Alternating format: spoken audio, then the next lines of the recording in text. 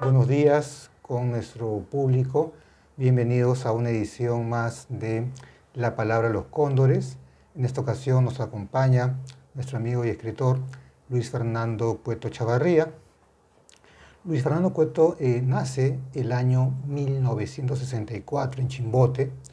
En su carrera como literato la inicia a los 25 años y en esta ha transitado una serie de géneros literarios, desde la poesía, el cuento, la novela, el ensayo, y en muchos de ellos su labor ha sido reconocida, premiada.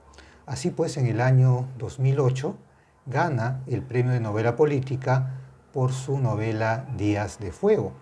En el 2011, su novela Ese camino existe obtiene el premio Copé de Oro. Además, su relato La venganza de John Lennon quedó finalista en el premio Copé de cuento del año 2018.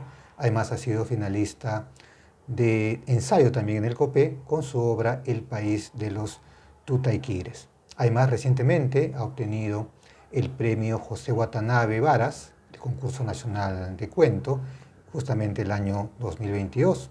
Ha culminado en la Universidad de Barcelona la maestría en estudios avanzados de literatura española e hispanoamericana y es doctorando en filología en la misma universidad. Actualmente radica en Alemania y colabora constantemente con revistas y diarios con artículos que tratan temas tanto literarios como políticos. En su amplia obra y trayectoria tenemos poemarios como Labra Palabra y El Raro Oficio, y novelas como La Ancha Varada, Llora Corazón, Días de Fuego, Ese Camino Existe, Los Chuchamboys, El Diluvio de Rosaura Albina, Balada para los Arcángeles y también la reciente Cosecha de Tiburones. En cuanto a cuentos, El Hereje y La Rebelión, y un ensayo también publicado, Viaje a través de la piel.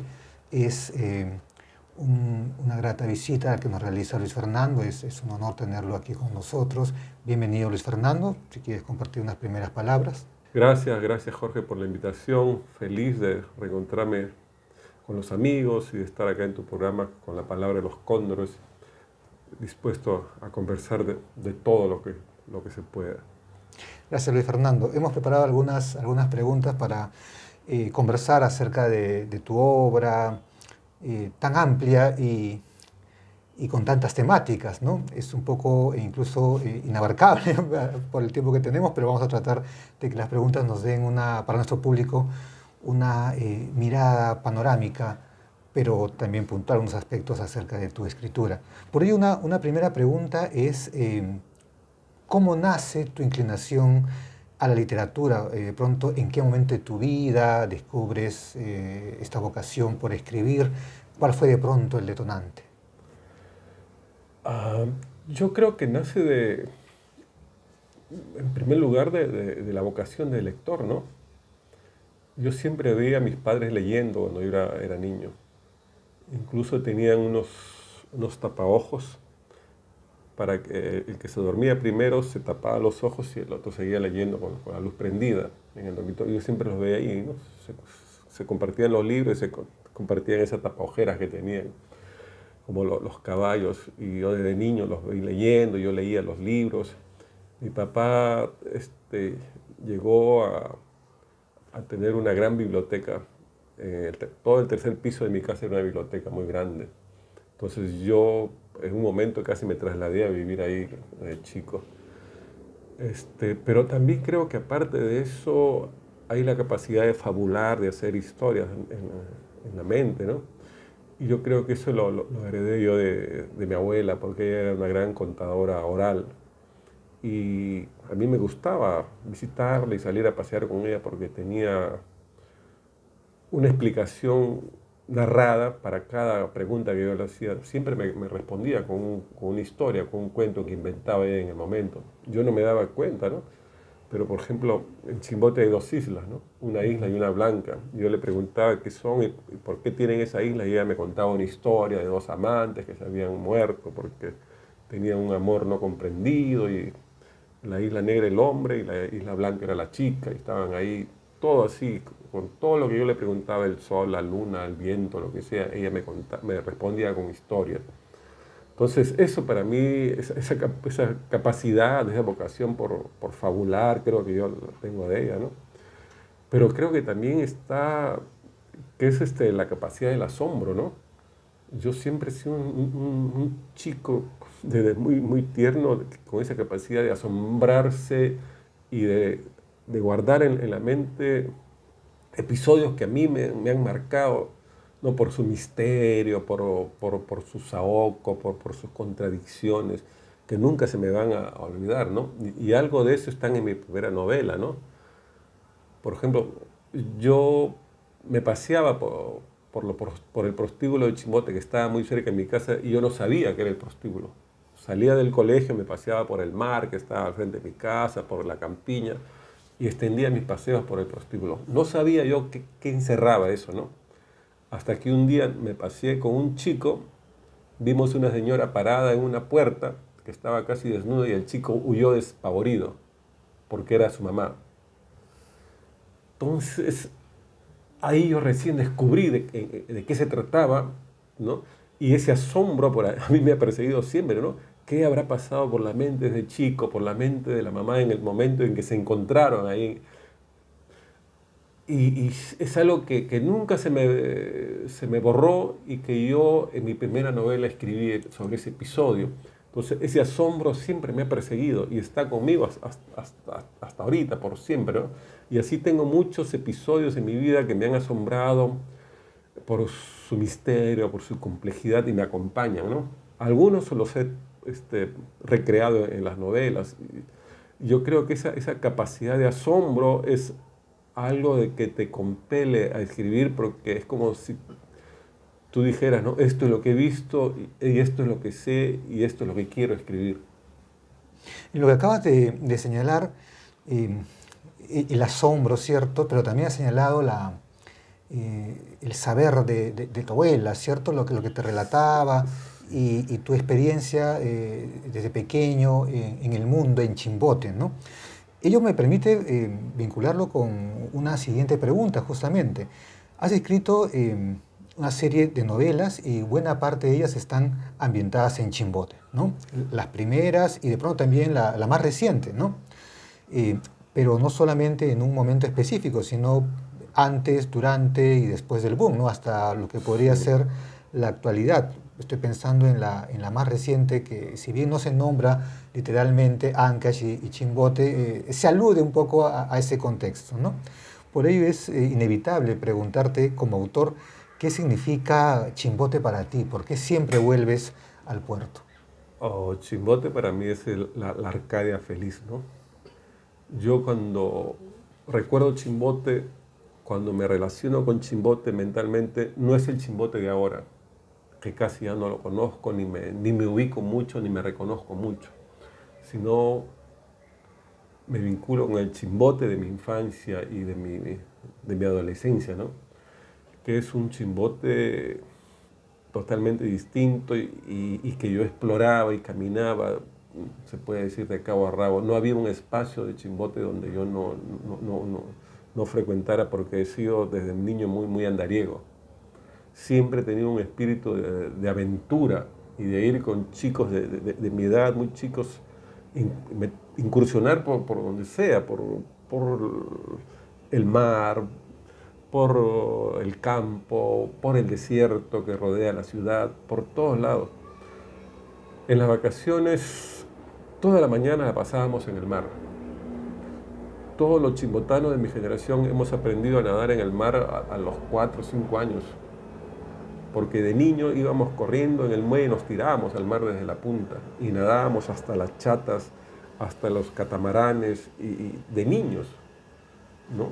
No le teníamos miedo al mar, a las olas, ¿no?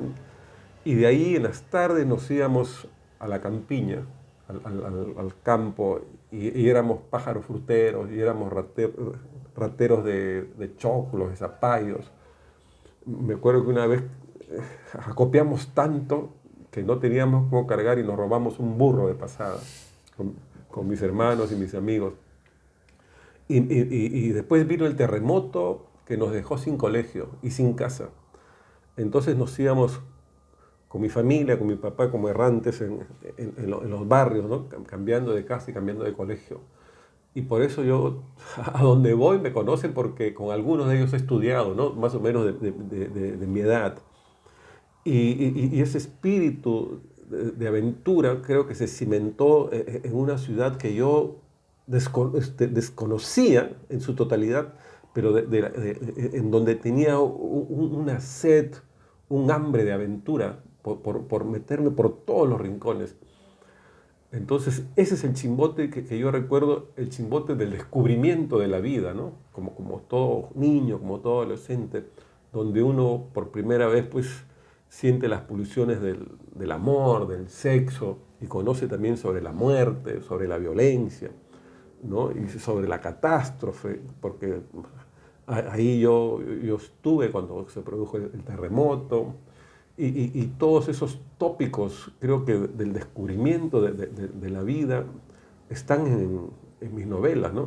De alguna u otra manera, ¿no? De personajes que nacen y son curiosos por descubrir la vida y que se enfrentan a la violencia y que se mueren, o algunos que quedan varados, como los personajes de mi libro Lancha Varada, ¿no? Siempre para mí es un lugar recurrente. Para mí el Chimbote de esa época de mi vida es un mar de historias. Ahí están las historias. Yo siempre vuelvo y tengo para contar muchísimas historias de esa época, ¿no? He escrito poemarios, he escrito poemas. Tengo un último poemario que he escrito sobre cuentos que no voy a poder relatar en prosa, ¿no? Que se llama En las tierras calientes, que es de esa parte del país, en Chimbote de mi infancia, de la época del terremoto y de los amigos que conocí y que fui perdiendo, ¿no? Y justamente en esa misma línea, sobre Chimbote han escrito pues también otra serie de autores chimbotanos y algunos no. Se me vienen a la cabeza, en tanto han escrito antes de tus novelas, ¿no? Sonday, ¿cierto? Con Sí, el caso Banchero, Banquero, y bueno, obviamente Arguedas con el zorro de arriba y el sí. zorro de abajo. En esa medida, cuando tú escribes sobre Chimbote, ¿lo piensas en diálogo con estos autores o una perspectiva muy diferente? Sí, en diálogo con ellos y con todos los escritores que han pasado por Chimbote, ¿no? En el proceso de la literatura regional, se puede decir, en esa parte del Perú hay muchos escritores y poetas, ¿no? Y yo a todos, a la mayoría de ellos, ¿no? O a los más importantes los tengo muy íntimos, muy entrañables, ¿no? Yo tengo un grandísimo respeto por todos, ¿no? Por los conocidos y por los no tantos, por Oscar Colchado Lucio, por Julio Ortega, por Víctor Ungén Vélez Moro, por, por tantos, por Percy Robles, por los poetas trágicos que murieron muy joven, Juan Ojeda, Mario Luna, Miguel Rodríguez, tremendos poetas, ¿no? Chimbotanos de primera generación, ¿no? Que no llegaron a los 40 años, por decir, ¿no? Que se murieron muy jóvenes porque tomaron la vida de una forma desenfrenada, como quererse atragantar de la vida, ¿no? Y se fueron muy rápidos en la plenitud, ¿no? De su juventud, en la plenitud de la vida. Eh, eh, este, y también los que llegaron a Chimbote, ¿no? Como los que tú has mencionado, Thorndike para el caso Banchero, y el más emblemático creo pues el Arguedas y el libro El zorro de arriba y el zorro de abajo. Es inevitable. Yo estoy, creo, tan vinculado con la narrativa de Arguedas, no solamente chimbotana, sino en la totalidad. Pero para un lector o para un escritor lector que ha nacido en Chimbote, esta novela, El zorro de arriba y el zorro de abajo, es algo que te marca mucho, pero sobre todo no lo puedes leer como el común de los peruanos, ¿no? Porque siendo chimbotano y siendo escritor y siendo lector, yo siempre he leído esta novela referenciándome con la ciudad, ¿no? Y con los personajes. Yo estudié en ese lugar, a este lo conocí, a este también, yo conozco de esa historia, entonces así. Pero lo que más me impactó a mí cuando yo leí por primera vez El zorro de arriba y el zorro de abajo fue el lenguaje. Yo no necesité de muchas páginas para darme cuenta que los chimbotanos no hablamos y no hablábamos así como hablan los personajes de Argueda. Entonces eso me dio a mí la idea, la gran dificultad que tuvo José María para escribir y darle voz a los personajes. Él ciertamente había inventado un idioma para sus novelas ambientadas en las sierras del sur del país, ¿no? Una mezcla del quechua con la morfología del castellano, ¿no? Entonces, que alcanzó pues una gran dimensión poética con los ríos profundos, ¿no? Pero este idioma ya no le servía para una novela ambientada en el norte del Perú, ¿no? Con gente que él no conocía, con voces que él no conocía. Entonces había nueva forma de hablar, nueva forma de expresar, venidas del norte del Perú, de expresiones piuranas, chiclayanas, tayanes, de la Sierra de Ancash, de la Sierra de la Libertad y también de la costa de Lima, del centro. Todo que se estaba fusionando ahí, pero también de gente venida de otras partes del mundo, ¿no?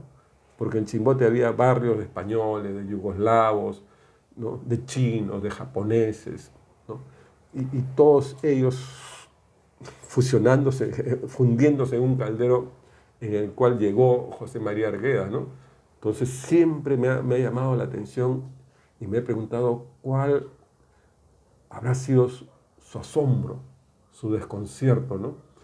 Entonces, parte de esa pregunta yo la quiso responder en esta novela El diluvio de Rosaura Albina, porque quise contar un conjunto de historias en Chimbote con las voces chimbotanas y norteñas que yo conocí y escuché desde muy joven, ¿no? Que Arguedas no tuvo esa suerte porque él venía de otra parte del país, ¿no? Entonces yo creo que estoy muy marcado yo por esa influencia, ¿no? No solamente de él, sino de todos los que me precedieron en este oficio de escribir en esa parte del Perú, ¿no? Y es muy, muy importante lo que señalas, porque, cierto, en el diluvio de Rosaura Albina hay una búsqueda de distintos registros, ¿no? Y, y me llama también la atención, bueno, no me llama la atención, corrobora lo que de pronto ya uno va distinguiendo. Eh, la siguiente pregunta era justamente acerca de la importancia de la cintura, ya lo has respondido. Y me recuerda mucho justamente la parte final de Llora Corazón, ¿no? En la que Sí. tú te tomas la molestia, el trabajo de, partiendo del lenguaje de Arguedas, ¿no? Imaginar y recrear lo que podría haber sido el capítulo final de Los Zorros, ¿no? Qué mayor muestra de la importancia que tiene Arguedas en la configuración de Chimbote y que tú estás también por ahí discutiendo desde la literatura. Y bueno, hoy ya viene justamente un coloquio sobre Arguedas, ¿no? La siguiente pregunta tiene que ver ya con otra de las líneas de tu narrativa, que se ha ido ampliando con el paso de los años, ¿no? Ya hace unos 4 o 5 años quizá uno puede distinguir dos, tres, pero se han ido ampliando. Eh, Tienes sobre todo dos novelas, me parece, que están vinculadas directamente con la violencia política, ¿no? Del conflicto armado interno, me refiero. Días de Fuego y Ese camino existe. Y también has escrito algunos ensayos, has manifestado tu percepción de ello en algunas entrevistas, eh, pero publicadas un poco hacia el 2006, 2012, ¿no? Sí. Una y otra. A esa luz de la distancia, ¿no? Desde la literatura, claro, y puedes también vincularlo con tu experiencia personal, ¿no? ¿Qué consideras que la literatura te ha permitido en el tratamiento del conflicto armado interno, digamos, diferente a otro tipo de registros? ¿Qué te permite la literatura tocar en cuanto a un tema tan sensible? Sí. Bueno, uno empieza escribiendo por lo que tiene más cercano, ¿no? Por lo que conoce más. Y yo empecé escribiendo sobre Chimbote, sobre las migraciones, porque vengo de una familia migrante, yo soy un chimbotano de primera generación. Ni mi papá ni mi mamá fueron chimbotanos. Entonces estoy muy marcado por este fenómeno de la migración y por las nuevas comunidades que se hacen en los nuevos territorios, ¿no? Por los hijos de migrantes nacidos en estos nuevos lugares. Entonces yo tenía a la mano eso, ¿no? La generación de jóvenes nacidos de Chimbote, de hijos foráneos, de padres foráneos. Eso escribí yo en mi primera novela, ¿no? Y de cómo estos jóvenes van explorando el nuevo mundo y cómo se van perdiendo. Porque todos esos jóvenes de mi generación que estudiaron conmigo en la primaria, ¿no? Porque son unos chicos de una escuela primaria, se perdieron, ¿no? Uno, como un personaje de esta novela, Lancha Varada, murió precisamente en el bombardeo del Frontón, ¿no? Otro, yo llegué a Chimbote un fin de semana y vi en la pista un cadáver tapado con periódicos. Entonces paré mi carro y como soy chismoso bajé a preguntar de qué se trataba. Entonces un policía me explicó que eran unos delincuentes que habían salido a asaltar un banco y el patrullero los había perseguido y los había acribillado. A uno los habían llevado al hospital, pero el otro había muerto ahí, tratando de huir. Yo me acerqué, ¿no? Levanté el periódico y era un chico que había estudiado conmigo en el colegio, en la escuela. Estaba ahí. Entonces, y es un chico que también es personaje en esta mi primera novela, ¿no? Por eso se llama Lancha Varada, porque los que se varan es una generación de jóvenes nacidos en Chimbote, ¿no? Así. Pero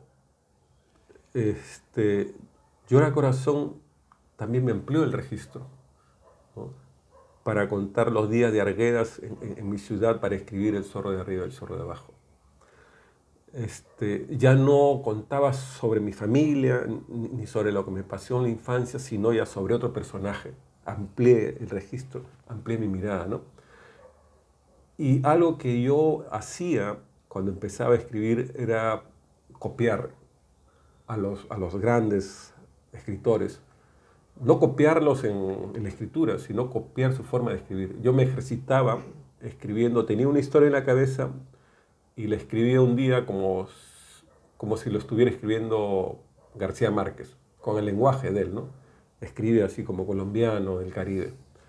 Y al otro día lo escribía como si yo fuera Borges, ¿no? Tal, con ese lenguaje casi de relojería que él tiene, ¿no? Escribía. O si no, como Cortázar, o como Fuentes, o como Vargas Llosa, y también como Arguedas, escribía como con el lenguaje de Arguedas. Me escritaba para después no repetirlo, ¿no? Pero en esta novela trata del último capítulo del Zorro, que él no lo escribe, pero deja unas indicaciones de cómo quería que acabara. Entonces yo, siguiendo esas claves, escribí el último capítulo contándolo en el lenguaje de Arguedas y en las claves de Arguedas, ¿no? Bueno, no sé si habrá salido bien o mal, pero quise hacer ese experimento. Y ahí está en el libro. Entonces, estas dos novelas están en mi ciudad, están inventadas, era lo que yo más tenía a la mano. Pero sucede que yo acabo la secundaria y me vengo a Lima, y una experiencia que me marcó para siempre es estar en un cuartel, ¿no? Y yo creo que fue mi curso aceleradísimo de peruanidad, porque yo no sabía cómo estaba compuesto el país a los 17, 18 años. Entonces, en Chimbote había muchos matices, ¿no? Culturales, raciales, pero en el primer día en el cuartel yo me vi con todos los peruanos venidos de distintas partes del país, cómo éramos, ¿no? Negros, chinos, cholos, aymaras, quechos, huancas, charapos, norteños, todos estábamos ahí. Escuchaba voces que me asombraron, y es una experiencia inolvidable, ¿no? Que siempre están en mi mente dando vueltas, ese primer día.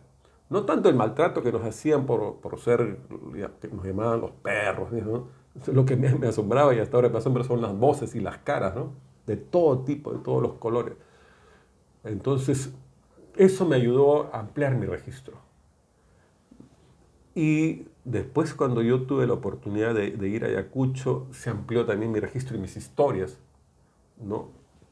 Vi muchas escenas de violencia, me contaron muchas historias. Entonces, yo tenía esa capacidad de asombro y en algún momento me dije, tengo que escribir sobre esto.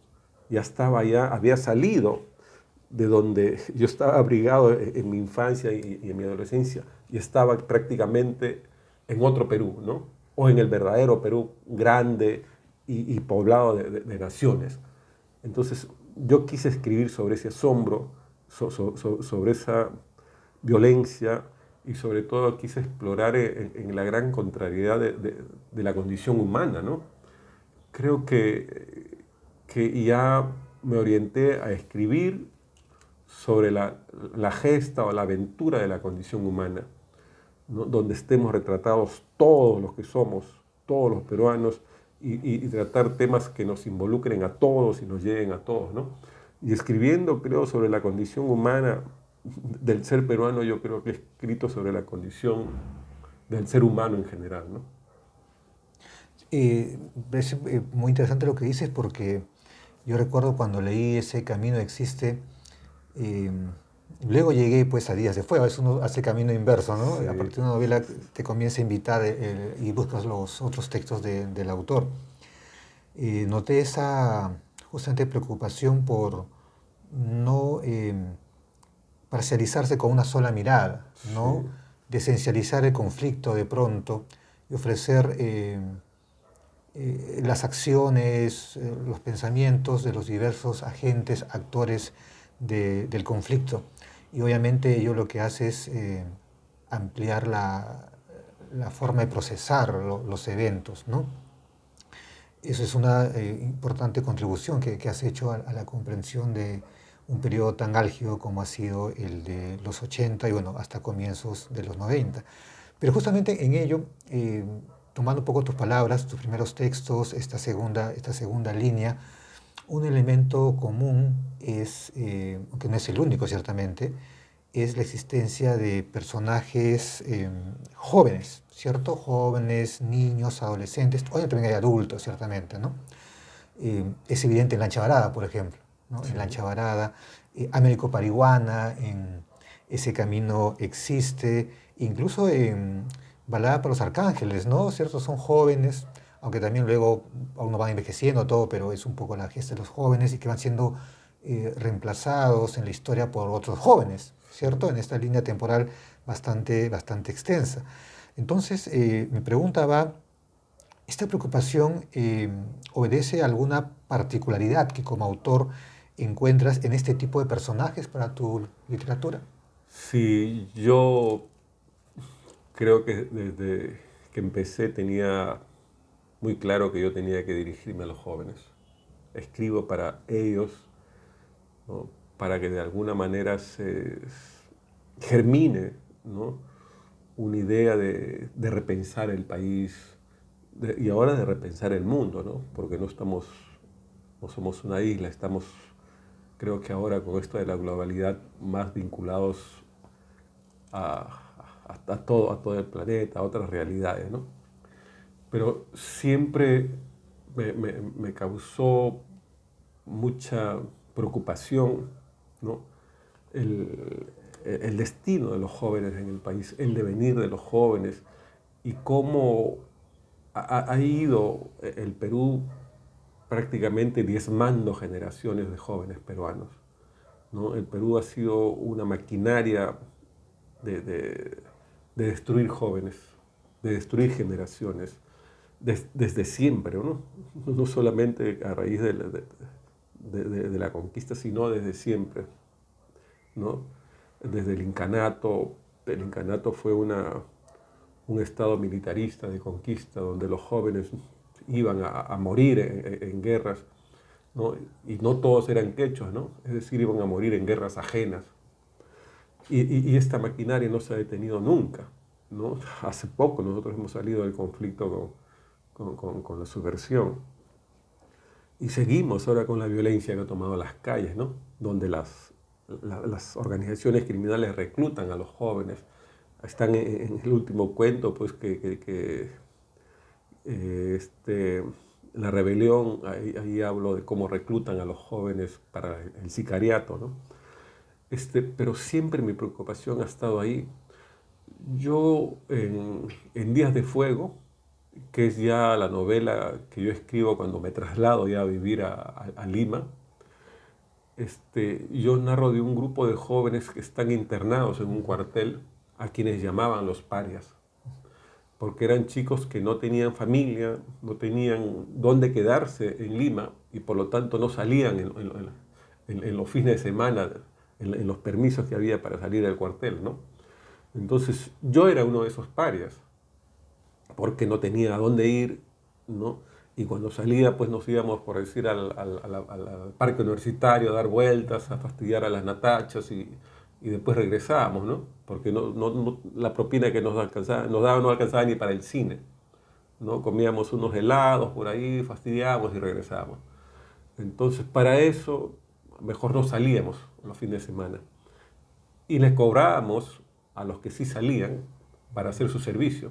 Entonces ellos llegaban ya los domingos y nos traían pollo a la brasa, nos traían comida, nos traían chocolate, nos traían cigarros y algunos nos pagaban, ¿no? Porque hacíamos las guardias de ellos. Entonces, este grupo de parias, porque no teníamos nada, después alcanzamos ya la ciudad cuando nos licenciamos y empezamos una nueva vida, ¿no? Y yo de alguna manera cuento esta experiencia allí en Días de Fuego, ¿no? La experiencia de ser un joven en el Perú desposeído, ¿no? Que no tienes absolutamente nada y tienes que abrirte un camino en un mundo que es hostil, ¿no? Que no es amable para nada, ¿no? Entonces, lo que sigue de esta novela, lo que siguió fue ese camino existe, ¿no? Que ya este joven después es trasladado al conflicto, ¿no? Al escenario de la guerra. Entonces, pero no es una historia particular, no es una historia mía, porque yo no estoy como personaje ahí, sino es una historia de la generación que me tocó vivir. Creo que es la cuota o la porción que me tocó a mí por el hecho de ser peruano, de ser un joven en el Perú. Entonces no es una historia excepcional, es la historia común y corriente de los jóvenes en este país, que no tienen oportunidades y que quizá para educarse tienen que pasar por cosas muy difíciles, muy crueles, ¿no? Entonces, yo no lo tomo como algo excepcional, ¿no? Como, qué bueno que tú te educaste con eso y pasaste por eso, ¿no? Porque eso le tocó a todos los jóvenes de mi generación, ¿no? Y lo triste que veo es que los jóvenes de ahora no la pasan mejor, ¿no? No la pasan mejor. Sí, seguimos en el Perú sin darle, pues, la debida atención ni la debida educación, no le damos las herramientas para que en el futuro se puedan desenvolver. Seguimos maltratando y seguimos siendo una maquinaria que tritura y liquida a estos jóvenes, ¿no? Entonces, casi no ha cambiado mucho, ¿no? Somos, como digo, un país que diezma a los jóvenes y tenemos por eso huecos generacionales que son difíciles de llenar y eso nos impide, pues, progresar, nos impide proyectarnos como nación en el futuro, ¿no? Entonces, de eso yo creo que hablo en mis novelas, ¿no? Son mis personajes, son parias, son chicos que tratan de abrirse camino en este país, ¿no? Pero de alguna manera me esfuerzo por no ser sombrío, por no ser pesimista, y yo creo que esto es lo que hace que mi novela, que trata temas difíciles, violentos y crueles, sean leídos quizá con una dosis de humor, ¿no? Para que puedan ser llevaderos por el lector. Mira, lo que acabas de comentar me lleva a dos puntos. Voy a tratar uno por uno porque, bueno, quizás estén muy vinculados, pero también podrían no estarlo. Cierto, en tus mundos no todo es sufrimiento, aunque hay una fuerte dosis de ello, sino hay mucha vida y dentro de la vida el goce corporal, o sea, el sexo, ¿no? Es una mirada de pronto diferente, ¿no? A las miradas dolorosas del periodo, ¿no?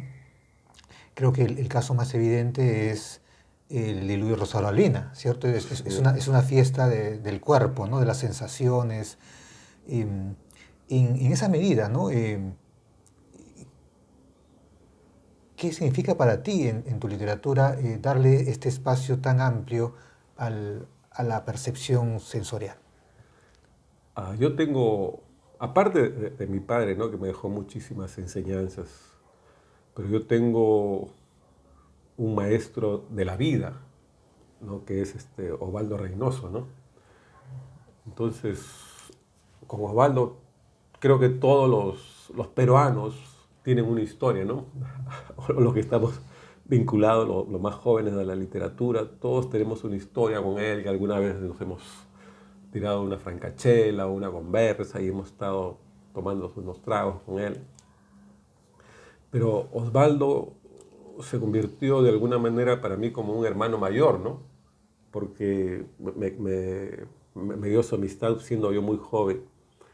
Y cuando él a veces me escuchaba renegar, ¿no? Ya, ¿qué es esto? Que el Perú es una M. Dijo, el Perú, él me decía, tiene razón, el Perú es así. La vida es así. Pero la vida es una fiesta, inigualable e irrepetible, ¿no? Es una fiesta única. Y tú debes dar gracias de haber venido a esta fiesta. Pero no vas a venir por las puras, sino tienes que venir a celebrar la fiesta. No, no puedes estar en un rincón de la fiesta como un cojudo ahuesado, ¿no? Tienes que estar en la fiesta y divertirte, chupar, bailar y hacer lo que quieras en la fiesta, afanar, todo. Entonces, él me enseñó a que por más que la vida sea jodida y dura, ¿no? Uno no debe caer nunca en los pozos de depresión, ni de desánimo, ni de desesperanza, ¿no? Sino que uno debe pasar por la vida como por una fiesta, celebrar la vida. O sea, que la vida sea una celebración, porque después de esta pues no vas a regresar ni de vainas, ¿no? Entonces, yo siempre esa, esa, esas- esa fibra celebratoria de la vida creo que está muy presente en mis libros, ¿no?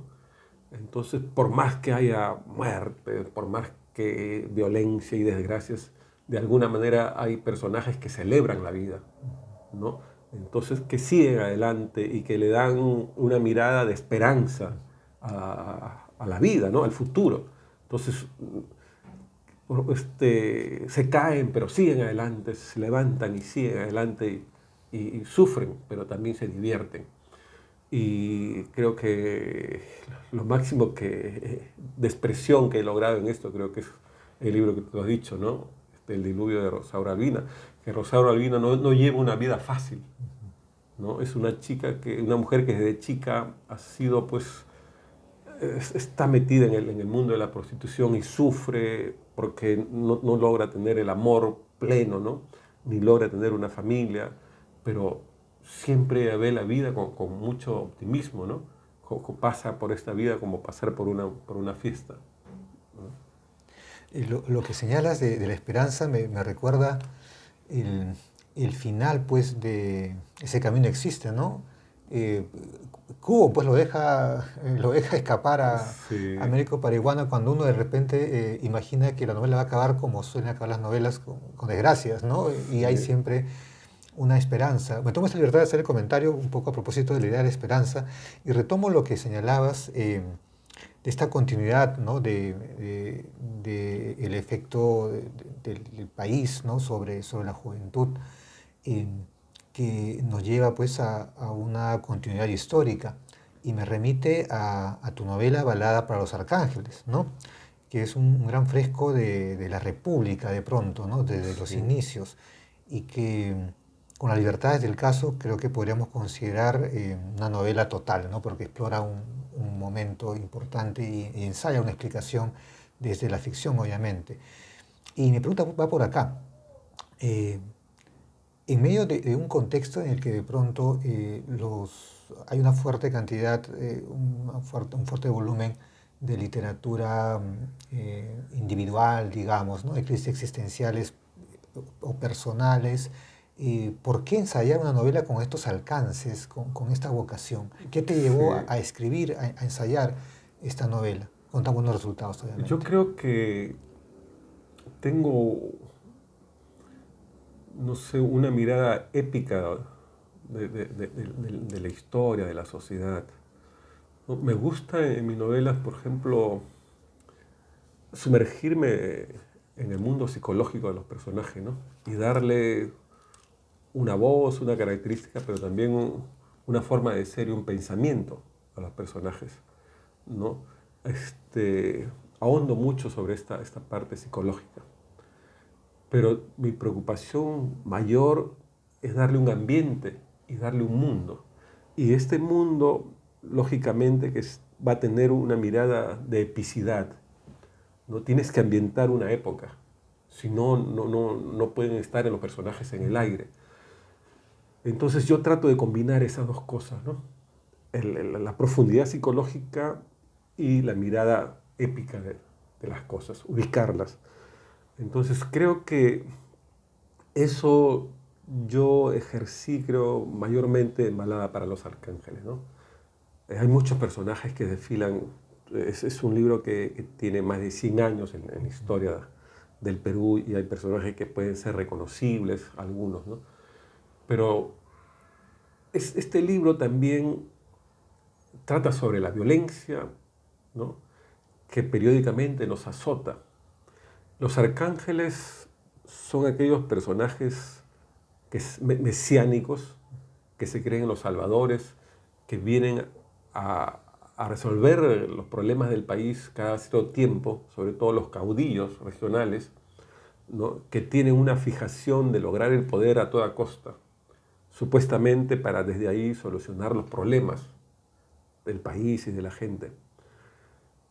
Llegan al poder después de desatar la guerra, después de desatar la violencia y la mortandad.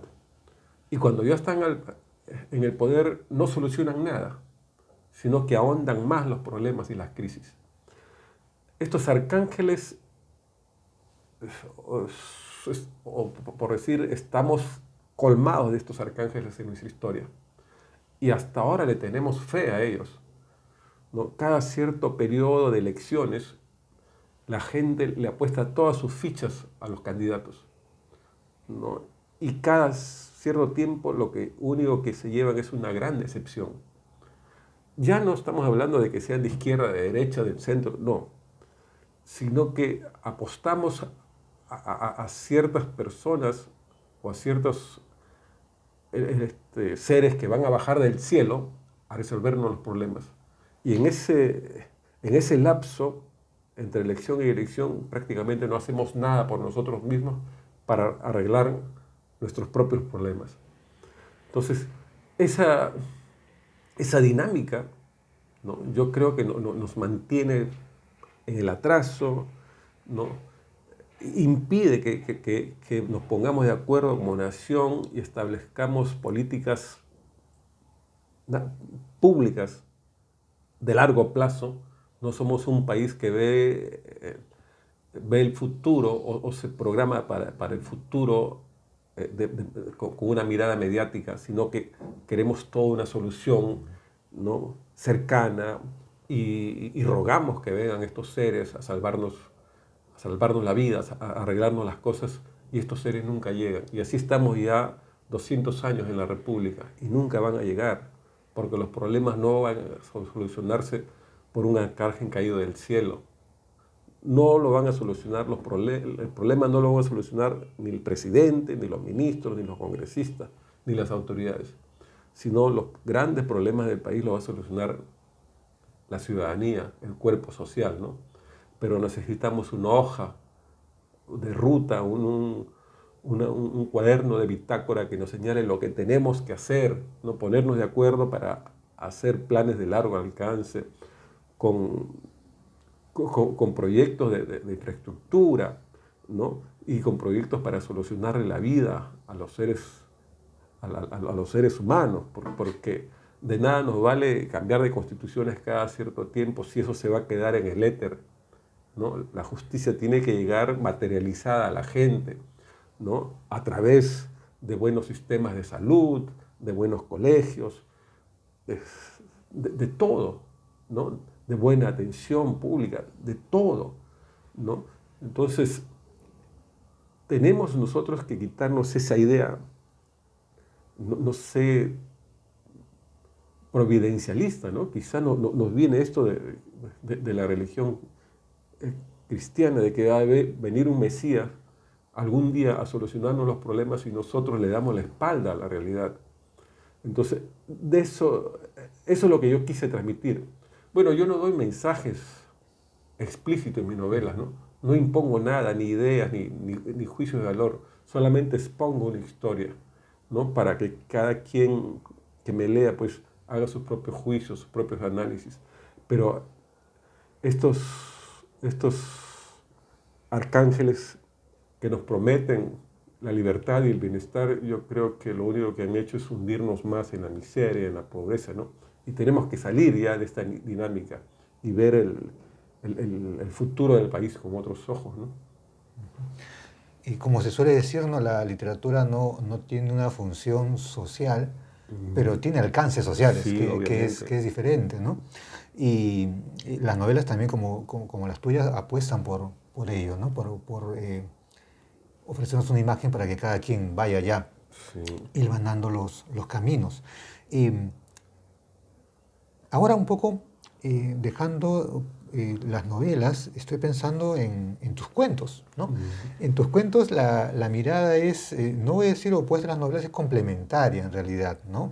Están más centradas de pronto en el individuo, ¿no? Aunque obviamente del individuo podemos llegar a lo macro, ¿no? A lo colectivo, a lo mayor. En tu último libro de cuentos, La rebelión, ¿cierto? Vuelves a algunos tópicos como la marginalidad de pronto, ¿no? En algunos cuentos, incluso espacios rurales están ambientados algunos de ellos.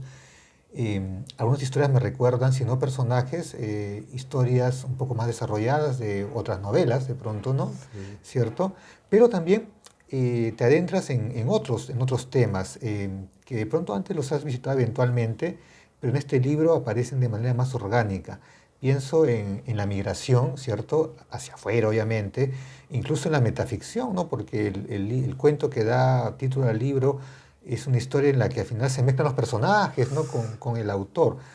Quizá podríamos pensar en que estas historias trabajan en general las sensibilidades posmodernas, ¿no? Más contemporáneas.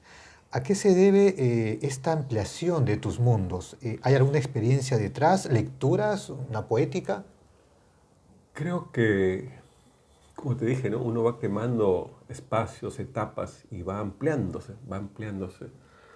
Este, Escribí sobre mi ciudad, después sobre la capital, después sobre Lima, y a raíz ya de que yo comencé a viajar por el mundo, ya he ampliado los tópicos y mi geografía, ¿no? Como escritor. Y bueno, es inevitable apreciar otros problemas, ¿no? Que ya no son nacionales, sino que son globales, ¿no? Como la migración, por ejemplo. Entonces, ya tengo que... El registro se va ampliando casi inconscientemente, ¿no? Pero la facilidad creo que te da el cuento es la versatilidad, ¿no? Porque tú, por ser relatos cortos, tú cambias en cada uno de tópico y de voz, y ya son otros personajes y te metes en otro mundo. Entonces construyes mundos que tienes que... y te inmiscuyes en eso, te sumerges en ese mundo, pero después tienes que salir y volver a construir otro mundo y volver a entrar. Entonces es una suerte como de travestismo, ¿no? Entras en la piel de un personaje. Por ejemplo, hay una chica que es autista, ¿no? La niña de la piedra azul. En ese momento, mientras escribo, yo soy esa chica autista. Entro a su personaje y pienso como ella y trato de hablar como ella y le construyo un mundo para que esté ella y para estar yo también ahí, en ese mundo, ¿no? Entonces, ella se da cuenta de cosas que suceden que el resto de personas que la rodean y aparentemente son normales no perciben, ¿no? Entonces ella se da cuenta que aquellos militares que supuestamente nos están salvando, en el fondo son nuestros verdaderos enemigos, ¿no? Que los demás no lo captan. Y así, estoy en la piel de ella y más adelante estoy en la piel de una muchacha prostituta en la Santa de Lavapiés. Y así. Entonces, es una facilidad, una puesta a prueba que yo no he encontrado o no encontraba en la novela. En la novela es otra estructura y es otro vértigo, ¿no? Pero tú, una vez que estás dentro del mundo de esa novela que has creado, es como estar dentro de un río. Y a veces ese río tiene su propio cauce y su propia fuerza que te arrastra y tú solamente eres como un boga que tratas de no zozobrar, ¿no? Que conduces, pero ya la propia historia tiene su dinámica. Entonces yo sé cómo empieza la historia y sé cómo va a acabar, pero no sé qué es lo que pasa en el transcurso, por qué curvas y qué meandros me va a llevar ese curso, ese caudal, ¿no? Entonces, pero en cambio, en el cuento, yo estoy en todo momento en la dirección, ¿no? Y eso te da, creo que, más facilidad para experimentar, para la experimentación, para hacer metaliteratura, ¿no? Para hacer un cuento fantástico, ¿no? O para cambiar de voces, o para hacer lo que yo llamo el travestismo, ¿no? Para cambiarme de piel a cada rato y de alguna manera para saltar entre geografías, para estar en el Perú y después estar en Europa y después estar en otro lugar de Latinoamérica y así. Entonces, eso es algo que yo he experimentado con este nuevo libro de cuentos y que no experimentaba con el anterior que saqué, El hereje, porque de alguna manera los cuentos que escribía en ese entonces eran como novelas cortas, chiquitas. Entonces, pero ahora sí yo ya he experimentado, ¿no? El gusto de la versatilidad, de cambiar esos cambios y sobre todo buscar voces, ¿no? Porque en algunos cuentos ambientados en el Perú yo estoy haciendo muchos acopios de voces, del habla popular, ¿no? Me apoyo en eso y en la sabiduría popular. Entonces, le he cogido un gusto nuevo al cuento, una nueva experiencia. Para mí es algo nuevo, ¿no? Yo venía de hacer novelas que es como correr una maratón o como edificar un edificio, ¿no? Y el cuento es otro registro que es como correr 100 metros planos o hacer un vaciado de un techo, ¿no? Entonces, pero tiene su gusto, tiene su dificultad y tiene también sus satisfacciones, ¿no? Pero yo creo que ahora yo puedo manejar los dos registros, ¿no? Tengo dos novelas que he escrito en el último año, en los últimos años, y tengo también un nuevo libro de cuentos, ya porque escribo cuentos, escribo novelas y escribo ensayos, y cuando ya me agobio mucho, me relajo escribiendo cuentos, por decir, ¿no? O escribiendo poesía, y así voy intercalando las tres, cuatro cosas que hago, ¿no? Pero sí, el cuento creo que, como todo género, te da facilidades, te pone a prueba, ¿no? Te da dificultades, pero te da también ciertas facilidades para hacer quizás lo que te engancha como escritor, que es la libertad para crear, ¿no? Es esa libertad, yo creo que con el cuento se puede vivir plenamente, ¿no? Y has encontrado entonces o estás familiarizándote con una nueva forma en tu oferta literaria y que coincide, me parece, con tu experiencia europea, ¿no? Porque tus libros de cuentos ya son una vez, se han publicado que has estado en Europa, ¿no? Sí, sí, sí, obviamente. Hay nuevos tópicos, ¿no? Como las sociedades cosmopolitas que hay en Europa, ¿no? Como la gran migración, como las tratas de personas, como la alineación, ¿no? Cuando uno llega a las a las nuevas sociedades y esas confrontaciones culturales, ¿no? Hay un cuento, La larga e incomprendida batalla de Henry Capa, ¿no? De cómo un peruano va a Alemania y trata de acomodarse en esa cultura, pero no logren la totalidad, ¿no? Porque siempre los alemanes salen con algo que nos sorprende, ¿no?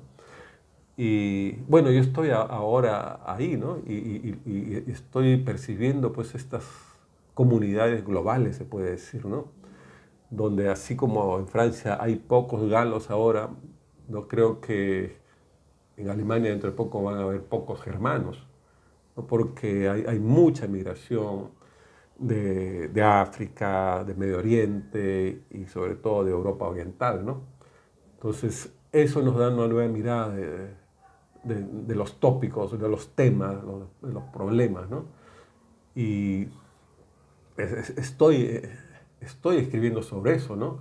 Pero no descuido tampoco mi mirada sobre lo que pasa en el Perú, en Latinoamérica, ¿no? Y también escribo de eso, ¿no?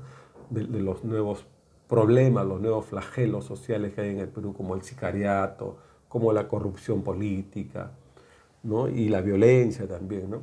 Entonces, creo que he ampliado mis miradas, he ampliado mis tópicos, pero en el fondo creo que soy un escritor que ahonda mucho en la condición humana, ¿no? En cómo el ser humano con todas sus complejidades, ¿no? Se relaciona con otros seres humanos y en las nuevas sociedades donde llega, ¿no? En el fondo creo que yo escribo sobre lo que tengo siempre en la mano y sobre lo que yo soy y voy cambiando, ¿no? Entonces, no es necesario ir a ver el mar, como decía Martín Adán, para que me conozcan, ¿no? Si pueden ir a ver mis libros y ahí me van a descubrir. Justamente en esa medida, Luis Fernando, bueno, queda claro que tu experiencia europea te ha permitido ampliar tu narrativa, pero pienso un poco en la situación o en la condición que tienes ahora de un escritor latinoamericano en Europa, ¿no? De repente pienso en los años 60, 70, en un periodo en el que el interés por la literatura latinoamericana en Europa era muy fuerte, ¿no? Por el boom y demás. ¿Cómo percibes tú ahora, estando en Europa, esa relación de la lectoría, el mercado literario europeo con la literatura latinoamericana? Bueno, yo tengo muy en claro que el fenómeno del boom no se va a repetir, ¿no? Se juntaron muchos elementos, conjugaron, es como una conjugación de los astros, ¿no? Que, bueno, escritores geniales, con una maquinaria atrás de editorial y de publicidad, ¿no? Pero yo veo hasta ahora colegas que quieren imitar a los del boom, ¿no? Quieren ser geniales y quieren ser encantadores y van a las entrevistas con una vocación de encantador de serpientes y cuando hablan quieren ser muy graciosos y muy mundanos. Y eso ya no se va a repetir, ¿no? Hay chicos que son muy buenos discurseando, pero escriben muy poco, ¿no? Entonces quieren de alguna manera ser un reflejo de los genios que fueron los del boom, ¿no? Yo creo que ahora el trabajo que se tiene que hacer es asumir tu realidad, ¿no? Y yo hago un trabajo ciertamente muy modesto, ¿no? Poco a poco, pero he podido publicar en Europa, en España, ahora estoy viendo cómo publico en Alemania, lógicamente traducido, pero lo que pasó, esta experiencia del boom es irrepetible. Pero yo siento ahora, percibo de que hay no voy a decir un renacimiento, ¿no? Un reflorecimiento, pero hay un reverdecimiento del interés por los escritores latinoamericanos. Hay nuevas voces que vienen frescas de México, como Fernanda Melchor, por ejemplo, ¿no? O las chicas argentinas como escriben sobre estos cuentos siempre un poco fantásticos, ¿no? Como Enríquez, ¿de repente? Samantha Schweblin, No, sí, sí. ¿no? Y también Enríquez. Hay un joven escritor colombiano que ahorita no me acuerdo su nombre, pero yo creo que los peruanos podemos entrar por esto. Pero, por ejemplo, Fernanda Melchor es una escritora mexicana que está muy apreciada por las voces que ella está transmitiendo de la nueva, el habla coloquial, que es una redundancia, mexicana, las nuevas jergas y la nueva sabiduría popular, ¿no?, del habla que ella transmite. En cambio, los peruanos, los escritores peruanos, de alguna manera, algunos trataron de hacerse híbridos, ¿no?, de limpiarse o quitarse ese ropaje del habla popular peruana para poderse presentar como escritores comerciales e universales, quizá en Europa, ¿no? Pero de eso Europa estaba lleno, España está lleno, todo el mundo escribe así. Y yo creo que tenemos que volver por lo que de alguna manera nos apreciaron, por nuestra forma de hablar y nuestra forma de transmitir nuestra sabiduría popular. Bueno, no es que yo quiera resaltarme, ¿no?, pero yo nunca me dejé impresionar por quienes trataban de escribir de una manera híbrida o de una manera para el gran mercado, ¿no? Yo siempre traté, como digo, de escribir en peruano, ¿no? Y yo creo que si por algo nos van a apreciar es por lo diferente que podemos mostrar, ¿no? Nunca traté de escribir, de hacer autoficción, de creerme yo o alguien de mi familia el gran personaje del mundo sobre el cual podría explotar. No, yo, para mí, mi gran personaje es la sociedad, el mundo, la condición humana, ¿no? Y traté de describir conforme yo fui arropado desde que nací, ¿no?, en un lecho simbólico, ¿no?, en un mundo formado por palabras que nunca me han abandonado. Entonces traté de escribir sobre eso, ¿no? Y ahora hago el gran esfuerzo de que escribir en peruano estando por el mundo, ¿no?, vagando por el mundo, que es otra forma de ponerme a prueba, porque yo siempre me pongo a prueba en cada hoja que escribo, ¿no?, en cada línea. Y eso es lo que estoy haciendo. No tengo ningún apuro en publicar. Ahora me demoro más que antes en pulir y en revisar. No tengo ninguna vocación en considerarme pues un bestseller, ni un superstar, ni de parecerme a los del boom, ¿no? Los admiro tanto, los aprecio tanto, que creo que el mayor homenaje que puedo hacerles es tratar de diferenciarme de ellos, ¿no? De ser lo más distinto que se pueda de ellos, ¿no? Tomarlos como una tradición, pero una tradición al fin y al cabo para quebrantarla, ¿no? Y eso es lo que hago, ¿no? He recreado, he copiado tanto cuando era joven la forma de escribir de Vargas Llosa o de García Márquez, que tengo las antenas muy, muy bien puestas para darme cuenta en qué momento estoy recayendo en ellos, ¿no? Y para poderme desembarazar inmediatamente, ¿no? Tengo tantos íconos, ¿no? Todo es lógico, ¿no? Porque uno siempre se apoya en sus mayores. No tengo tanta influencia de los escritores del boom y los grandes escritores del Perú, ¿no? No solamente Vargas Llosa, casi todos los mayores de la generación del 50, ¿no? Tengo mucha influencia de Osvaldo, de Leodoro Vargas Vicuña, de Carlos Eduardo Zavaleta, que cada día me levanto pensando en cómo no escribir como ellos, ¿no? Y ese es un gran trabajo, porque es una sombra tan fuerte y tan pesada que librarse de ellos es difícil. Pero yo me esfuerzo en cada una de mis obras en que si tengo alguna influencia, que no se note, ¿no? Tiene algunas preguntas sueltas, Luis Fernando, que quiero igual compartirte. Una de ellas es un poco regresando a lo que debió ser la segunda pregunta, pero conversando seguimos otros caminos. Tú has comenzado tu escritura, bueno, tus publicaciones, ¿cierto?, en formato ya de libro, con la poesía, ¿no? Sí. Has publicado 2 poemarios, Labra Palabra, el 97, y Raro Oficio, el 1999. ¿Continúas escribiendo poesía? Sí, yo tengo mucha poesía inédita. Hay un libro de poesía que yo pensé publicar antes que los libros que tú has mencionado, que yo lo titulé Manual de Urbanidad. Era de un chico que llegaba de la zona del conflicto y que tenía problemas para insertarse en la sociedad, ¿no? Entonces, esos problemas que yo tuve en un tiempo y que no podía escribirlos como relatos, yo los escribí como poemas. Se los enseñé una vez a Osvaldo Reynoso. Le comenté, estábamos tomando unos tragos y le comenté y él me citó para el día siguiente a su casa. Y yo le llevé los borradores, ¿no? Los manuscritos, en su casa y él los leyó. Me dijo, déjalos. Si se puede publicar, si están bien, yo te aviso que los publiques. Si no, no te voy a decir nada y tú interpreta mi silencio, me dijo.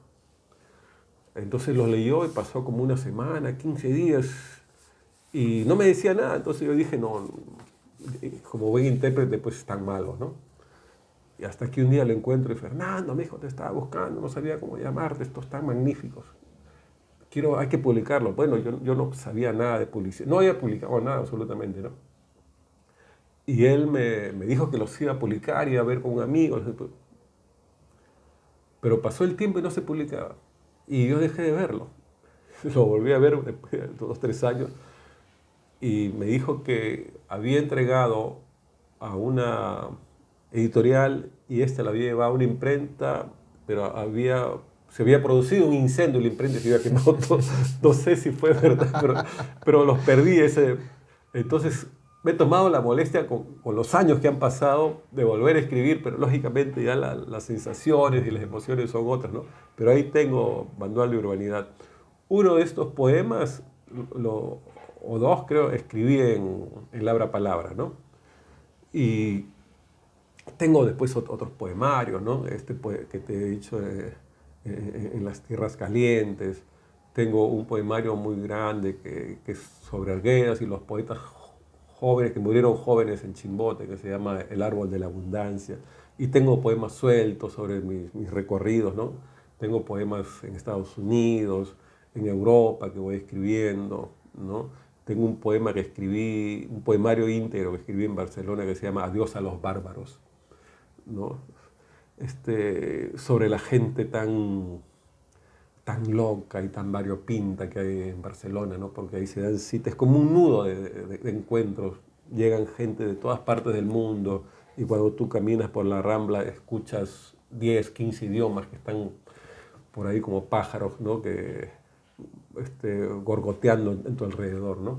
Entonces, sobre esa sociedad cosmopolita es este poemario, ¿no?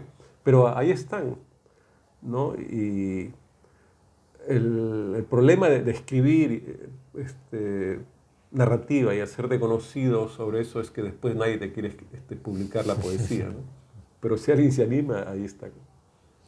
Has mencionado varias veces en la entrevista a Osvaldo Reynoso, ¿cierto? Y tienes un libro de ensayos sobre él, ¿no? Viaje a través de la piel. Entonces es inevitable preguntarte por el lugar que ocupa Reynoso, no solamente, bueno, ya has hablado un poco de tu aprendizaje literario con él, ¿no? ¿Cierto? Es que siempre fue un tipo muy amable para eh, recibir a los jóvenes escritores, ¿cierto? Pero sobre todo me interesa el lugar que ocupa en tu reflexión ensayística, Osvaldo Reynoso. Oh, es una piedra angular y tutelar, se puede decir, ¿no? Sobre lo que yo he construido casi toda mi literatura, ¿no? Pero como te dije, ¿no? Yo siempre lucho contra las influencias. No dejo que estas influencias, estos monstruos, estos íconos, se aparezcan en mis libros y me malogren la película, ¿no? Entonces, pero Osvaldo no solamente fue un maestro de la escritura, ¿no? Sus enseñanzas todo el mundo lo sabe, sino que fue un maestro de la vida, ¿no? en sus últimos años yo le prometí que iba a escribir algo sobre él, ¿no? Porque quiero que su obra perdure y su obra sea conocido por los peruanos, no solamente por los que leen, sino por el gran público. Osvaldo tenía una vocación por ser un escritor popular, no famoso, ¿no? Porque famoso puede ser cualquiera que haga un escándalo y sale mañana en la televisión, sino popular, es decir, por estar enraizado en el alma popular, en la gente. Por eso no había un rincón del país donde él llegara y donde la gente no lo recibiera con afecto. Alguien lo conocía, alguien lo quería. Y era un escritor vagabundo, ¿no? Porque estaba en todas partes, errante. Se aparecía en los pueblitos más abandonados. Me acuerdo que hay un pueblo, Bernal, en La Piura, feria. donde iba y una vez nos encontramos ahí. Y así, es un pueblo perdido en medio del desierto. Ahí llegaba, donde lo invitase. Entonces, es un peruano de su época como los que ya no hay, ¿no? Pero dejaba muchas enseñanzas. Entonces, yo vi dos Osvaldos, ¿no? Un Osvaldo que era para el gran público, el Osvaldo dicharachero, popular, que se podía tomar unas chelas con cualquiera, ¿no? En cualquier cantina, el que nunca decía no a una invitación. Pero había el otro Osvaldo, ¿no? El que solamente conocían unos pocos de sus amigos, que era el Osvaldo humanista, el Osvaldo culto, el Osvaldo que le gustaba, melómano, que escuchaba música clásica, el Osvaldo que paseaba por museos, que sabía mucho de pintura, que sabía mucho de filosofía, obviamente de literatura, que era lo que le enseñaba, y el Osvaldo que un hombre del mundo, que se había paseado por medio mundo, ¿no? Entonces, esa otra cara está oculta, ha quedado oculta prácticamente por la cara del Osvaldo popular, ¿no? Y también porque él no se esforzó mucho por dar a conocer su otra faceta. Pero yo conversé mucho con él y le hice algunas entrevistas, ¿no? Que son como confesiones, ¿no? Yo hice como cura confesor, ¿no? Y él como una persona que va a una iglesia y se confiesa, ¿no? Me confesó casi muchísimas cosas, ¿no? Y están de su vida y de su literatura, ¿no? Y está en este ensayo. Lógicamente yo no me puedo poner como testigo, ¿no? Pero ya entonces, pero están ahí muchas claves de su narrativa, su gran devoción por Jean Genet, por Sartre, ¿no? Por Nietzsche, ¿no? Su admiración por Vivaldi, todo por los grandes músicos, por Wagner, ¿no? Entonces, yo quise entregar al Osvaldo casi desconocido, ¿no? Al gran humanista, al hombre culto, ¿no? Y también quise dar a conocer pues, los procesos de su creación, ¿no? Sus claves narrativas, donde todo empieza es una búsqueda, un viaje, una travesía, donde todo empieza con su primer poemario Luzbel, ¿no? Que es el punto de partida, ¿no? Y acaba, que es una vuelta casi como la que hace Odiseo, ¿no? Ulises para regresar a Ítaca, acaba en el Goza de la piel, ¿no? Todo es un recorrido inmenso, ¿no? Y tiene el Goza de la piel otros libros, ¿no? Arequipa, lámpara incandescente, que es casi, para mí son como 3 capítulos en busca de la sonrisa encontrada, ¿no?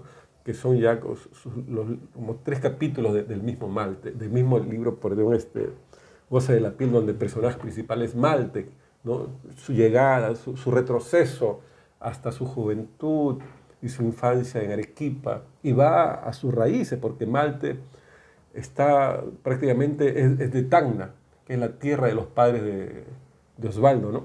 Entonces, es una regresión de su vida y desde que a su semilla, ¿no?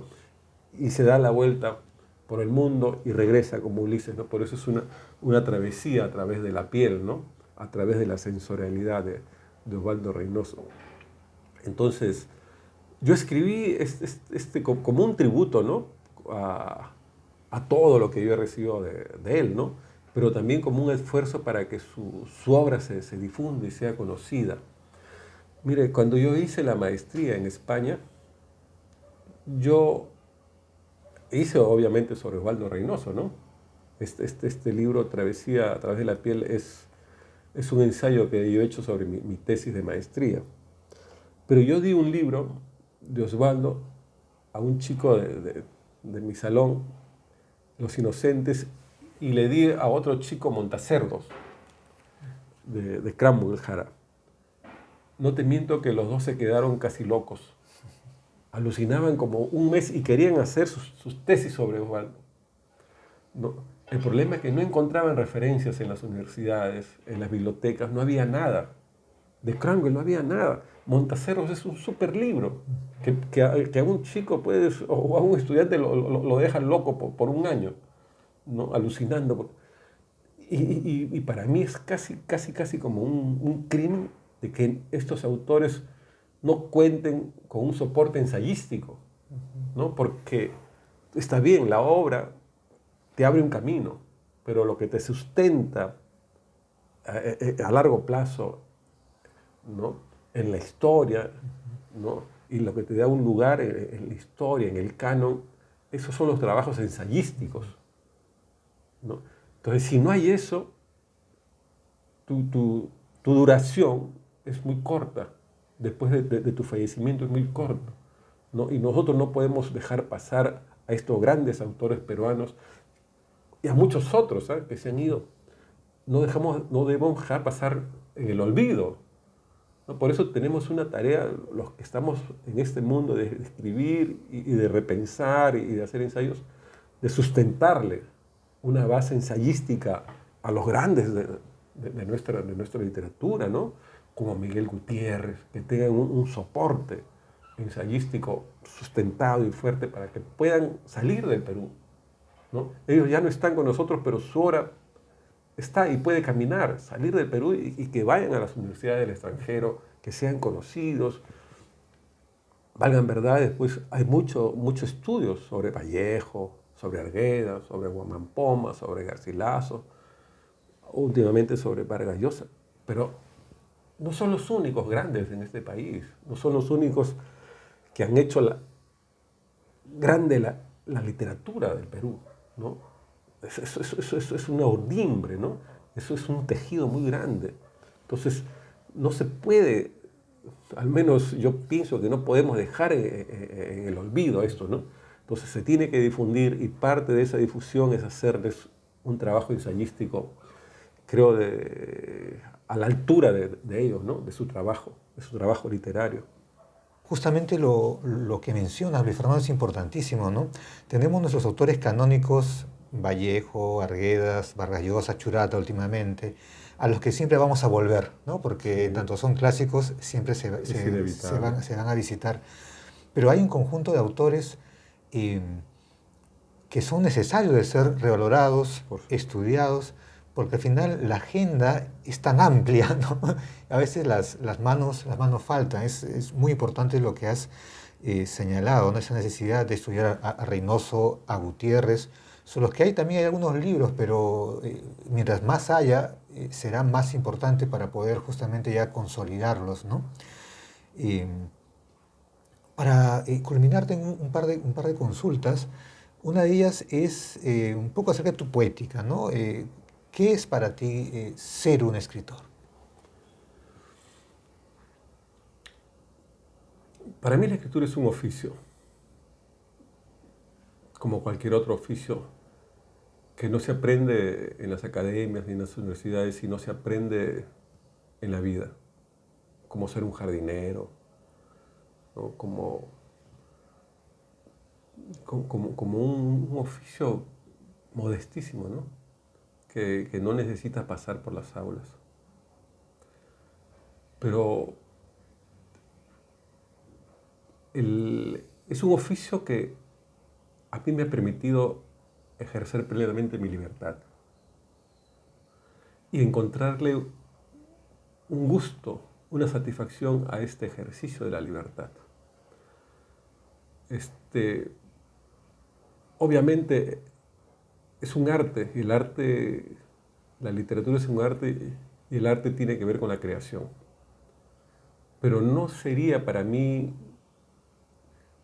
tan emocionante ni tan intenso si esta creación no me permitiera a mí vivir a plenitud mi libertad. Entonces, yo por eso siento, no voy a decir que siento un placer como otros placeres, ¿no? Porque es un placer combinado con la disciplina, ¿no? Y hasta cierto punto con el sacrificio, porque tienes que privarte de algunas cosas. Pero quien está compulsado a escribir, yo pienso que esta satisfacción, este placer quizá estético, este goce de la libertad, creo que compensa quizá las precariedades, las amarguras, porque es un oficio que la mayor parte de tu vida, y a algunas personas en la totalidad de su vida, no le da muchas satisfacciones. Yo tengo en esto casi 30 años y recién puedo decir que hace unos 5 años estoy sintiendo quizá que estoy siendo más considerado, que me invitan a presentaciones y veo auditorios llenos, que me hacen entrevistas y que recibo pues afecto, ¿no? Pero antes nadie me conocía, hasta antes del COPE era un trabajo anónimo, nadie me conocía y tú tienes que luchar con la precariedad, ¿no? Porque estás solo en un cuarto escribiendo, quizá para nadie, sin ninguna esperanza que alguna vez te vayan a escribir. Pero yo creo que ahí, en esa fragua, es donde se forja tu verdadera fibra de escritor, ¿no? Para enfrentarte a la pobreza, a las restricciones, ¿no? Y al futuro, que no lo ves despejado, no es un futuro cierto, está todo muy, muy, muy complicado. Entonces yo he pasado muchísimos años en eso, ¿no? Por eso yo cuando veo jóvenes que publican un libro y se marketean por todos lados y salen y a la vuelta de unos años nunca más los vuelvo a ver y no vuelven a publicar, yo puedo sentir quizá en ellos la desazón en ellos, ¿no? La decepción de haber empezado algo que ellos vieron como una carrera, pero que es una carrera que les duró muy poco, ¿no? Entonces yo, si algo tuve una convicción cuando empecé en esto, de que era una carrera muy larga y muy difícil, ¿no? En la que había que batallar quizá más que con los demonios internos, con la soledad y con las estrecheces, ¿no? La estrechez económica, quizá afectiva, porque nadie quiere estar cerca con un tipo que se encierra a escribir y anda pensando, metido en sus historias en el aire antes que en el mundo real, ¿no? Entonces, a veces se te van las mujeres, a veces no puedes darle lo que tú quieres, te encuentras con la mejor mujer del mundo, pero tú no eres el mejor hombre para ella, y las mujeres son inteligentes y se van, ¿no? Y así es. Pero yo me pregunto, ¿no? Eh, como decía Bolaño, ¿no? No todos van a surgir, no todos van a ser conocidos. ¿Y qué pasa con ese gran batallón que nunca sale quizá del anonimato, ¿no? Entonces, creo que en el fondo escribimos para ellos también, ¿no? Para que esa propuesta que ellos tienen o esa estrella que los alumbra nunca se apague, ¿no? seguir así, seguir como un solo contingente.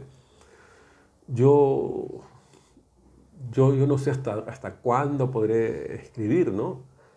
Pero, pero de alguna manera yo extraño cuando escribía mis primeros relatos, porque escribía prácticamente como el Quijote, ¿no? Peleando solito contra enemigos formidables que no veía, pero estaban ahí y yo seguía siempre con una adarga en ristre ahí, chocándome contra las paredes, pero seguía. Entonces, este oficio, que es largo, que tiene sus sinsabores, creo que la satisfacción que nos da es que mientras que nos escribimos podemos en algún momento sentir y ejercer plenamente la libertad, ¿no? Eso es lo que rescato, ¿no? Después lo otro es pasajero, ¿no? Te dan un premio, pero después pasa. O a veces te llega el premio cuando estás en una etapa de tu vida que ya no te sirve para nada. Entonces, pero dejas algo que de alguna manera te va a sobrevivir, ¿no? Quizá tienes alguna esperanza de que te puedan leer cuando tú ya no estás acá, ¿no? Eso es todo. No tengo grandes pretensiones, no soy un escritor al que se le puede preguntar de todo, porque he ido a presentaciones y me preguntan hasta cómo solucionar los problemas del país y qué hacer con esto. No, entonces, no soy pues un sabelotodo, ¿no? No tengo los alcances de los grandes genios que pueden hablar y discurrir sobre todo de lo que pasa en el mundo, ¿no? No tengo esa pretensión, ¿no? Entonces hago un trabajo modesto y pienso que como escritor también tengo una proyección que quizá no puede estar para un gran público, una gran masificación, ¿no? Pero creo que he llegado a donde debería llegar, ¿no? Ahora llego, por ejemplo, a lugares alejados, a donde nunca he estado, y siempre encuentro a alguien que me ha leído, me quiere leer o me quiere conocer, ¿no? Creo que en el fondo es algo que he heredado de Osvaldo, ¿no? Ser un escritor popular antes que famoso, ¿no? Para acabar la entrevista, Luis Fernando, ¿qué proyectos tienes preparados? ¿Qué novelas, cuentos, ensayos Ah, están por salir?